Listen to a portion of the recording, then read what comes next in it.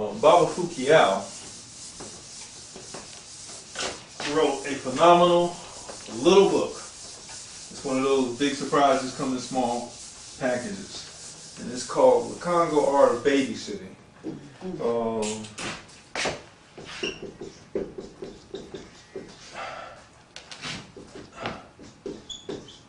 And of course, when I first saw this title, I'm saying, what?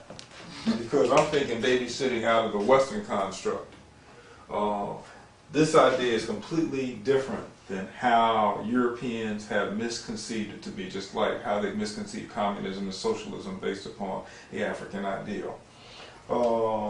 Here in the West, babysitting is seen as a chore, something you do for money, and you're not really paying a whole lot of attention. You are simply there to watch over some little rugrats, as they would say, until you can get paid and go on about your business. And sometimes, of course, while you're there, you're not really watching them, you're doing everything but watching them. So it's seen as a chore, something that you have to do to make some money. But Fu-kiau's babysitting is different. It is a responsibility of elders in the community. And it serves really three primary functions, even though there are more. One, it serves the children. Two, it serves the mothers. And three, it serves the elders. And it serves them in different ways. For the children, it gives them an in-depth understanding of self, people, I'll say, and creation.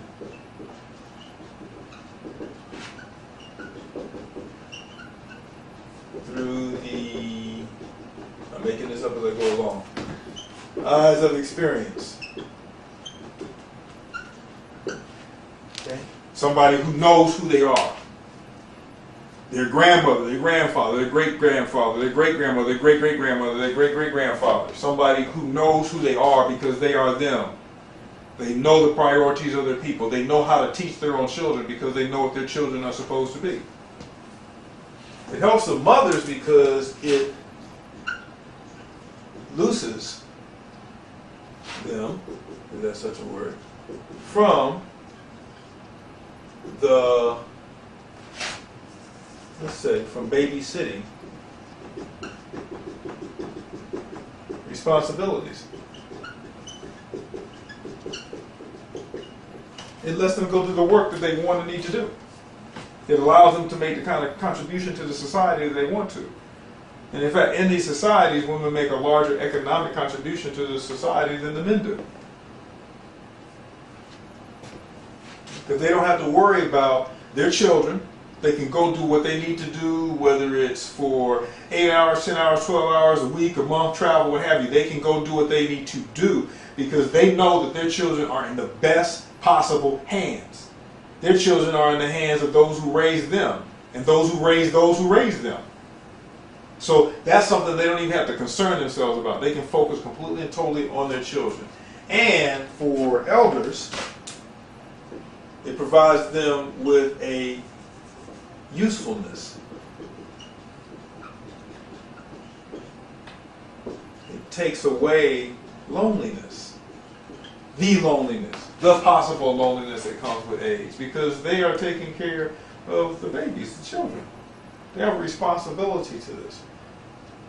I found it amazing how elders continue to be treated in particular societies based upon how they have always been treated because the culture developed a lack of respect, and how you have to have political organizations like the AARP to develop because of how badly elders are treated.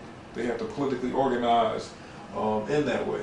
How you have homes for the elderly where people discard them knowing that their parents and grandparents are being disrespected and treated and physically and mentally abused. You know that.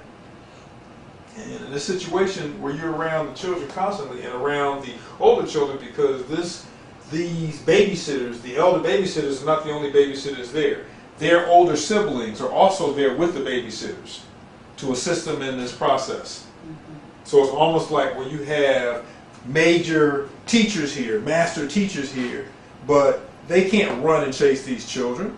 And that's not really their responsibility to run and chase the children. The children are supposed to be brought to them to teach. So it's like the older brothers and sisters are the ones who are supposed to contain and corral and to bring them back and keep a check on them when it's playtime. But when it's lesson time or when it's time to listen or time to think and be quiet, then it's the elders' time to do that. So it's not just them who are there, the elders who are there, but they are the primary ones responsible in these situations.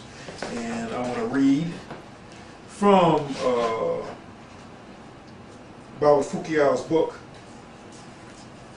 about the women, how this benefits women. I found this to be a very, very good quote. Without Kindezi, which is the art of babysitting, without Kindezi, the African woman would never experience the great amount of freedom she enjoys, nor would she occupy the position she occupies in matters of land control and economic productivity. Contrary to the Western woman, an African woman is more farmer than her fellow man. The African woman in this perspective is much more self-entrepreneurial than is her colleague in the West. Here in the West, the woman is basically an employee to man's work. The African woman stays on her farm from morning to the fall of night. Hers is a land work done without any male participation, thanks to the art of Kindezi. A mother with an Ndezi, which is another name for babysitter, is a winged bird. She can go wherever she is able to. This kind of freedom enjoyed by African women to manage their own affairs was not discovered by Western women until recently with the women's liberation movement, which was incidentally born as a result of the anthropological discovery of the Third World. In the West, the land is the domain of men only. In Africa, it is principally the domain of women, thanks to the role played by the Kindezi in liberating women from the house. And this is a new phenomenon in the West.